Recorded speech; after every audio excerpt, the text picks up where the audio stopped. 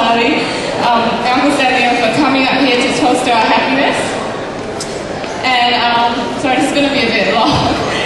Thank you, Mum and Dad Ross, for accepting me into your family so readily right from the start, for taking such a keen interest in Chinese culture, and similarly for being so enthusiastic about introducing me to the Australian way of life. A good example that comes to my mind is the trip that I took with Stuart and Mum and Dad Ross up to Lake Eyre, which is about 6 hours north of South Australia. Now, a few salient points that you should know before I get into the story.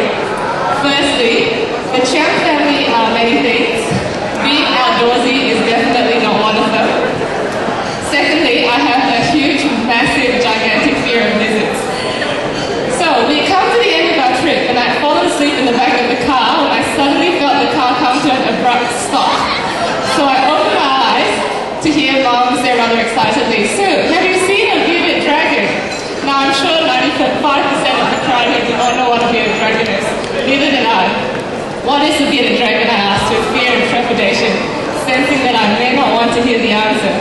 At this stage, Dad Ross had alighted from the car and was walking towards what looked to me anyway like a baby crocodile sunning itself across the road. I just about passed out. Stuart and his mum then got out of the car, so what could I do but politely step out into the 35-degree outback heat along with them and walk towards this beast. It gets better.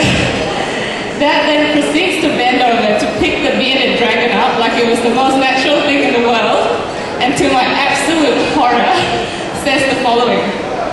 And this is a defining moment in our relationship because it made me realize how much I love Stuart. "Oh, look at it. Come on, hold it. Go on." It won't budge. So remembering what my parents have always taught me, which is listen to your elders, I did. And had a bit of a moment standing there. Never in my wildest dreams did I ever imagine when I first left Malaysia for Adelaide that I would one day be standing rather awkwardly in the middle of the outback with my Australian boyfriend and his parents while holding a gigantic lizard. But there you have it. Love and a fear of disrespecting elders makes you do things you never thought you would.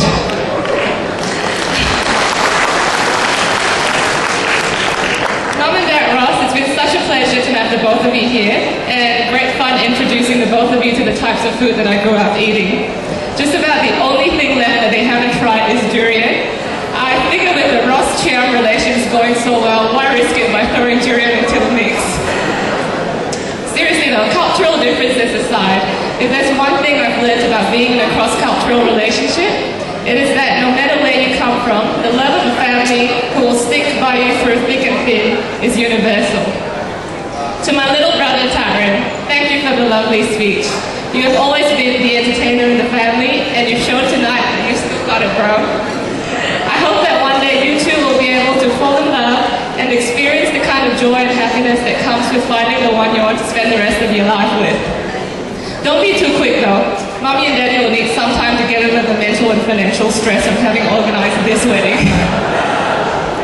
When Stuart and I are ready to have kids, we will endeavour to create and lovingly raise genetically superior offspring that you will be proud to have as your nieces and nephews.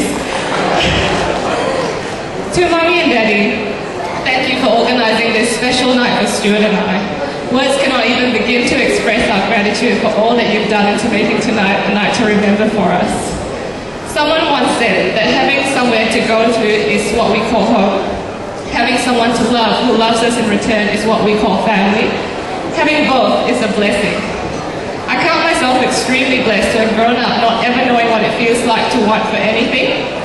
Everything good that Taryn and I have achieved in life and all that we are today is a result of all the love, care, time and sacrifice that both of you have poured so selflessly into our lives.